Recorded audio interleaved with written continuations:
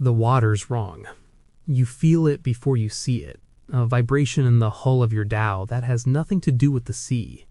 The timber beneath your bare feet is humming, not from waves, from something underneath the waves, something vast and nuclear and moving at speed.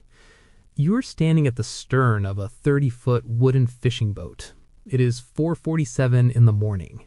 The sky above the Strait of Hormuz is the color of a bruise, dark purple where it meets the water, pale gray where it is becoming dawn. In your hands, you hold a net that has not yet been thrown. You have forgotten you're holding it, because 60 meters off your port side, something is surfacing. Not breaking the surface, not yet, but displacing it. The water is rising in a long, dark ridge, black against black, moving northward toward the Iranian shore at a speed your mind refuses to calculate. You do not breathe.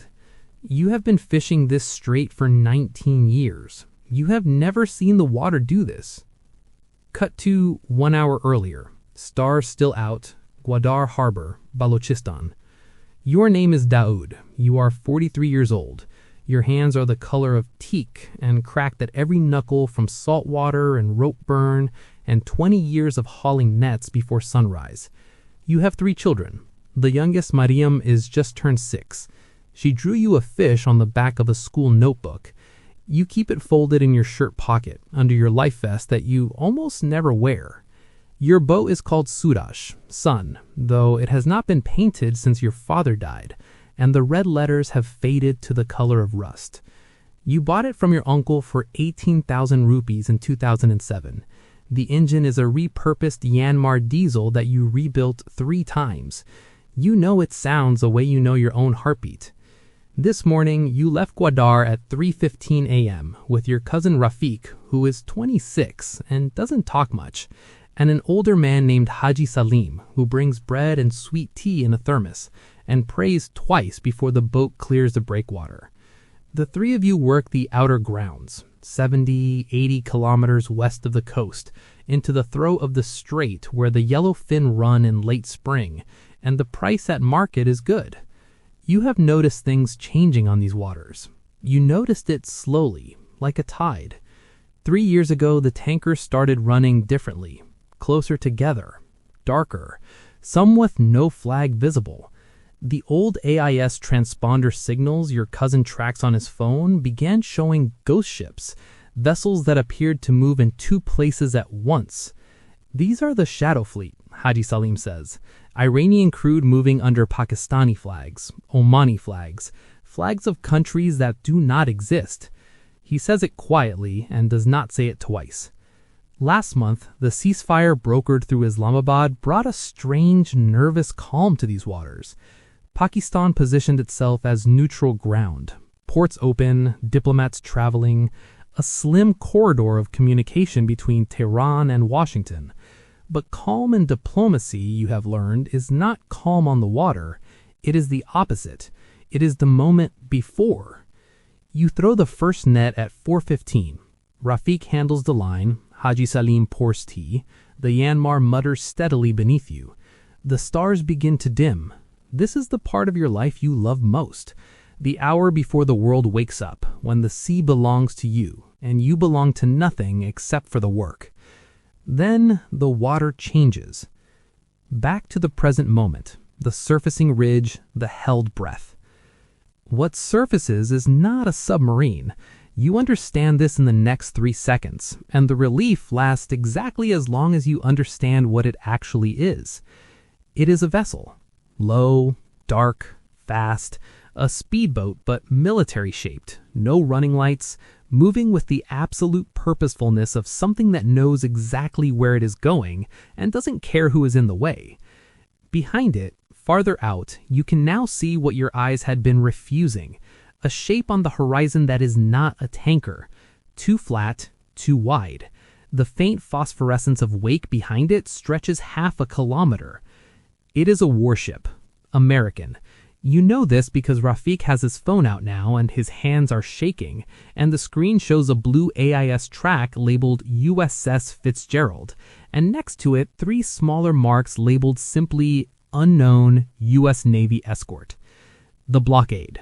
The American naval blockade of Iranian ports, announced 3 weeks ago in a press statement that you read half of on a cracked phone screen at the harbor tea stall, has arrived in your water. Your water. The net is still in the sea, 60 meters of monofilament and lead weights, attached to your boat by a line wrapped twice around the stern cleat.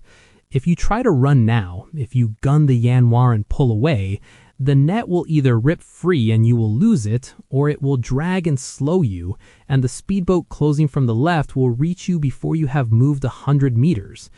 You do not run. Haji Salim has stopped praying. He is sitting very still in the bow, both hands flat on his thighs, and you understand from the way he is sitting that he is doing what very old men who have survived a great many things do. He is making himself small. Not crouching, not hiding, simply occupying as little of the world as possible. Your cousin Rafiq says your name once. Just your name, nothing else. You pick up the hand radio. Channel 16. You transmit in English because you were told once that this is the maritime distress frequency and that everyone listens. Your accent is thick. Your hands are steady. You say fishing vessel, Pakistani registration, position. And you read the coordinates from your GPS, which you bought secondhand from a man in Karachi, and which is usually accurate to within 40 meters. No one answers. The speedboat is now 30 meters away. Floodlight. The light hits you like a physical thing. You have been at sea long enough to know darkness intimately, the different grades of it, the way your eyes adjust and find shape in nothing. This light annihilates all of that. It is white and total, and comes from a mounted lamp on the prow of the speedboat that is now idling 25 meters off your starboard side. Its engine is a low electric whine that tells you it's not diesel, not petrol, something newer, something that costs more money than your entire village earns in a year. There are 2 figures in the speedboat. Body armor, helmets, rifles slung but not raised. One of them holds a loudhailer. The voice that comes through it is American accented and calm in the way that only people who are never afraid can be calm. It tells you to cut your engine. It tells you to show your hands. It tells you to state your registration and purpose. You cut your engine. The silence is enormous. The Strait of Hormuz, 21 miles wide at its narrowest and carrying 30% of the world's seaborne oil, is suddenly the quietest place you have ever been. You show your hands, you state your registration, you say fishing, only fishing. The process that follows takes 47 minutes. You know this because you watch the clock on your GPS the entire time. A second vessel comes, a rigid inflatable, 4 more figures, and 2 of them board your dhow. They do not speak Urdu. They have a tablet with a translation app. They photograph your documentation, your engine compartment, the fish hold, which contains 11 yellowfin and approximately 40 kilograms of smaller catch, and smells strongly of sea and ice and scales. They photograph Rafiq's face, and Haji Salim's face, and your face. Haji Salim sits through all of this without speaking. At one point, one of the soldiers, a younger one than Rafiq, notices Haji Salim's rosary beads, and something moves across his face. Not hostility, not warmth, something unnamed, and he looks away. Nobody is cruel to you. Nobody is kind. You are processed. When they leave, they take nothing, damage nothing, apologize for nothing.